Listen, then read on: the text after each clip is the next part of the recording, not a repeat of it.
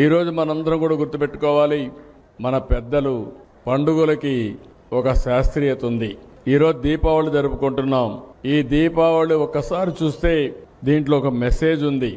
నరకాసురుడు ఆ రోజు ఒక రాక్షసుడు సమాజాన్ని అతలాకుతలం చేసే పరిస్థితి వస్తే కడాన మనందరం చూస్తే సాక్షాత్తు కృష్ణ భగవానుడే సత్యభామతో వచ్చి ఆ రోజు నరకాసురుడిని వధించి ప్రజల జీవితాలకు వెలుగు చూపించాడు.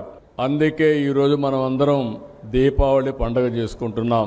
ఇది చూసిన తర్వాత మనం గుర్తుపెట్టుకోవాల్సింది, ఇంత మునుపు కూడా చరిత్రలో కూడా చాలా మంది రాక్షసులుంటే ఆ రాక్షసుల్ని ఎవరు ఓడించలేకపోతే, లేకుంటే వాళ్ళని తుదముట్టించలేకపోతే కడాన భగవంతుడే వచ్చి వాళ్ళని శిక్షించి సమాజాన్ని కాపాడారు.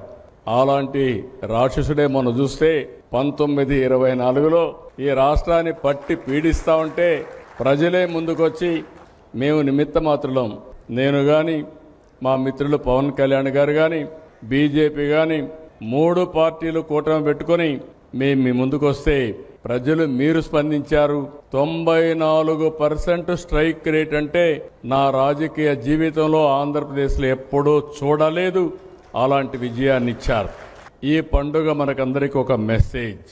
ఆ మెసేజ్ ఏంటంటే ఎప్పుడు కూడా ఈ యొక్క చెడు ఉంటే ఆ చెడుని ఖండించడానికి చరిత్రలో కూడా అనేక సంఘటనలు జరిగినప్పుడు మళ్ళా అలాంటి సంఘటనలు పునరావృతం కాకుండా ఉండాలంటే ప్రతి నిమిషం మీలో కూడా గుర్తుపెట్టుకోవాల్సిన అవసరం ఉంది. అందుకే ఇలాంటి పండుగలు చేసుకుంటున్నాం. దీనివల్ల ఒక మెసేజ్ ఉంటుందని చెప్పి కూడా నేను మీకు తెలియజేస్తున్నా. నేను అందుకే ఇటీవల అన్ని మీటింగ్లో చెప్తాను, ఎప్పుడు చెప్పేవాడిని కాదు. మళ్ళీ రాష్ట్రంలో వైకుంఠపాళి వద్దు.